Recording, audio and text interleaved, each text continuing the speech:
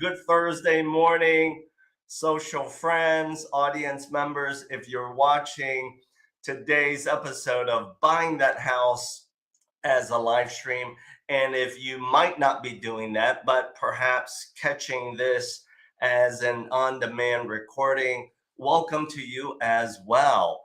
My guest today is none other than Jeff Greenspan, real estate broker in the north suburbs, North Shore of greater Chicagoland.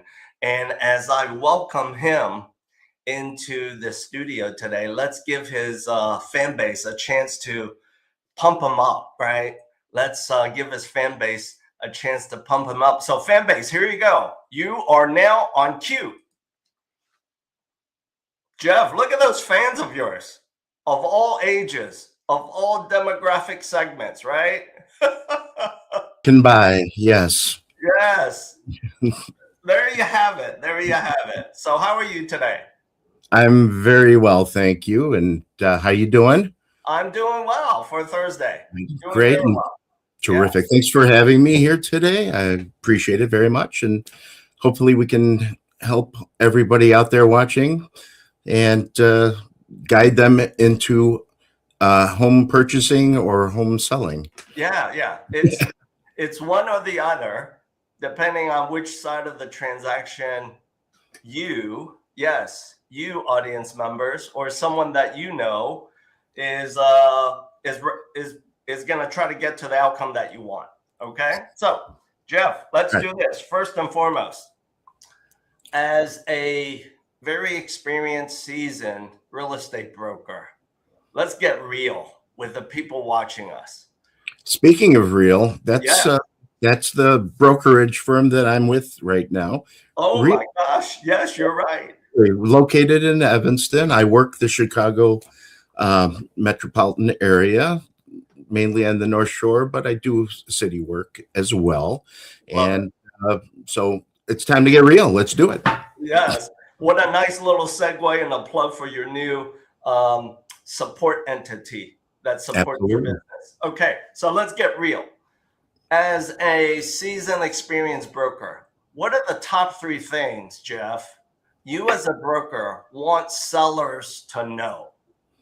Well, first thing I want them to know is when they have me in there for a little listing presentation, I want to make sure their expectations are met. And if they're a little bit more than what I think they should be, I let them know. So a lot of people, most people that are going to sell their house, they'll talk to their neighbors, they'll go on Zillow, they'll get an estimate that way, and they think, wow. As a matter of fact, I had a friend of mine yesterday text me saying, hey, my townhouse now is worth $510,000 on Zillow, there's estimate. Right. And what I did was I said, I'm very happy for you. Yeah. And I didn't want to burst any bubbles, but again, they do everything on algorithms, and they don't walk through their kitchen. They don't, go and check all the ins and outs of the home that's about to be sold. So that's true. That's so very true. Yeah. It's a hurdle, but I think people are getting it. They understand, what the consumers, the buyers and sellers are very much in tune with the market, especially when they're not in it. That's all I can say. So when they're in it, it's a different story. I tell them that when they're listing their home, that it is a beauty contest. You can look at it that way, that people are judging your home compared to another home that's on the market, even though inventory is low at this point. They still, at this point, they're understanding that they don't have to go crazy and overbid like they used to, even just last year. Again, it's now the exception. Before it was normal, $120,000 over asking and all that. And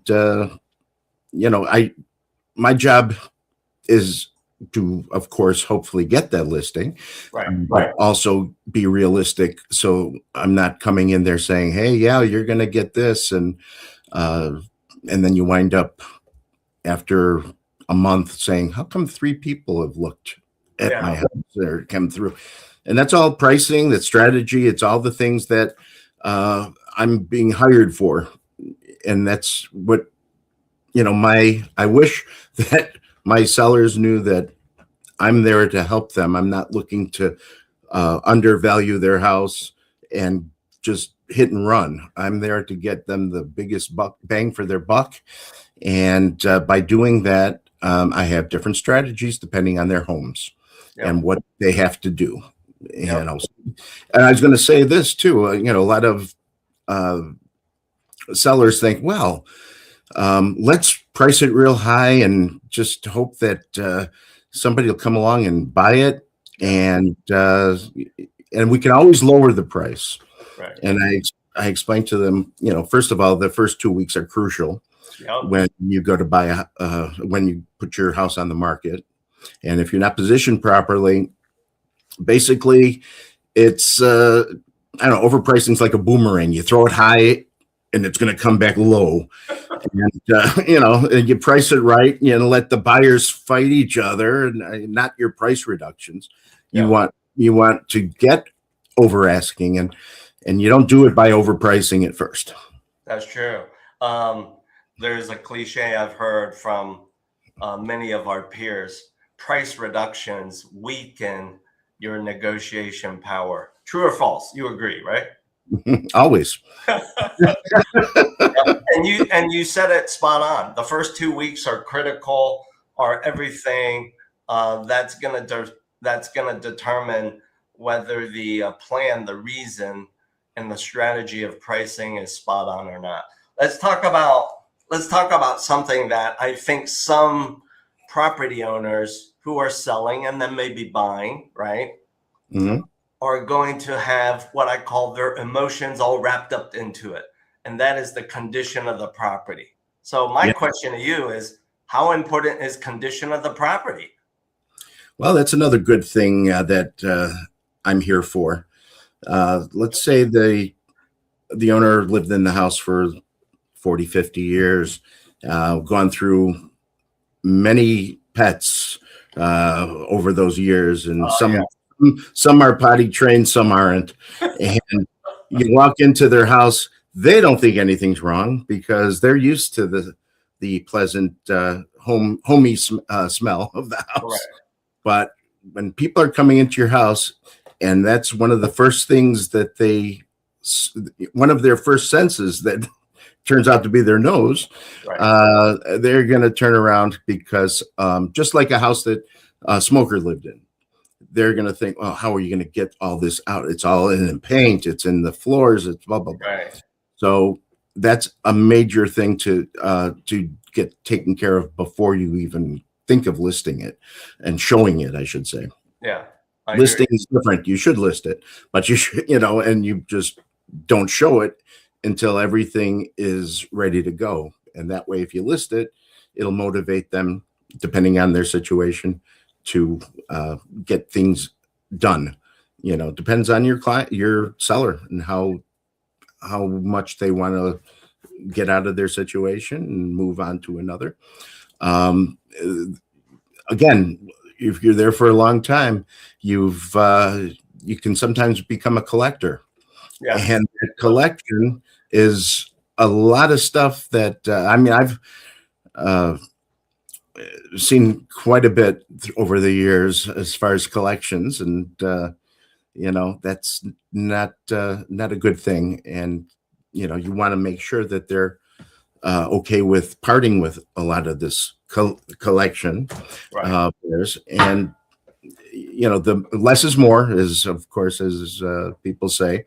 Yeah. And in order to get that home in condition to sell, you have to know that these things have to be taken care of before you take your photos, before you let anybody in the door, because they don't want to see your stuff. They want to see is as little as possible of what you've collected. Yeah. In other words, buyers are not buying your collections. No, as much valuable as it is to them, it's not valuable to. Yeah, it's not valuable to the next buyer. Yeah. So let's now shift the conversation to what are the top 3 things that you want buyers to know? Well, let's see. Wait, I have to get a better angle. This is my better side. Okay. No. So, but no, the things that I want buyers to know is that, for instance, if it is a great house, they're going to go in there saying, well, we want this, we want that, we want this. They can't have everything. Yeah. Unless it's new construction and you can go in there and pick out everything that you want.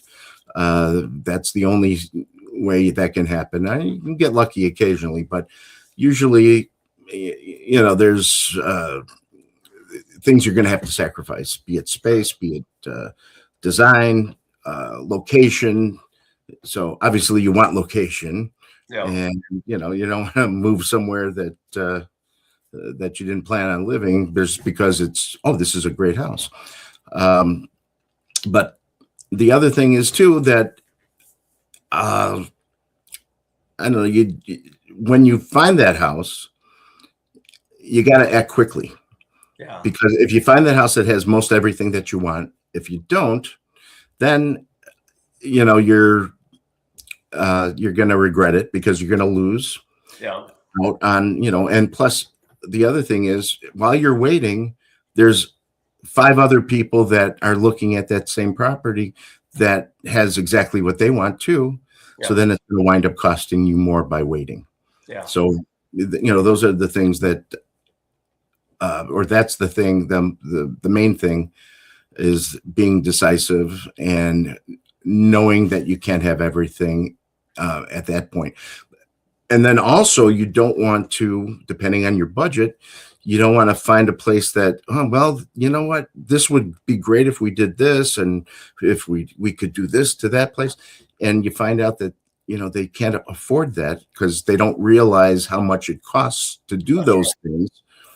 Then, they're setting themselves up for failure because once they get in there and then they see how much things are, oh, we can't do that. And then they're going to be disappointed in what they purchased. And you don't want to be again, with you being quick to act, you have a better chance of not getting into that bidding war on something that you do like. Yeah. And, it's it's really, pull the trigger as quickly as possible right away. Yeah. Especially if, you're 99% sure of it's going to work. Yeah. And for all of you watching this, yes, we're calling on you. If you are ready and willing, and we've determined that you're able to buy that home that has now just bubbled on top of your radar, waiting does cost you. As a matter of fact, Jeff, I've got a buyer right now, get this story, who wrote an offer twice on a property. Okay. The first offer was not strong enough to warrant even a counter. The second offer was stronger.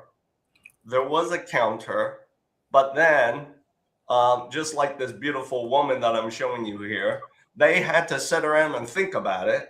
And when that happened, another offer came in that was better for the seller. Yes. So audience members, yes, we are highlighting you. And again, you cannot let time be your obstacle or your enemy. So Jeff, talk to us about why, in your opinion, as an experienced veteran real estate broker, I think you and I have joked about this before, where we've talked about, real estate is a team sport. Why is that the case? Lean in and tell us why. All right. Well, let me get in there. Okay. Coach. Yes. Well, let's look at it this way. A transaction's like a relay race. right? Yeah. If the lender drops the baton, which I know you never do, that is your forte. You that baton is super glued to you, so you have it and you're running with it. But if somebody drops, I'm going to say if the lender does, because I'm going to just reference your competition. When they drop the the baton, nobody's celebrating at closing, because That's right. sometimes that doesn't happen. That's right. And, you have to. In my perfect world, you've got like the Avengers type of team that you're working with. Yeah. They all work together, like they work perfectly. You've got the there you go, like the dream team. The dream team. It's so important.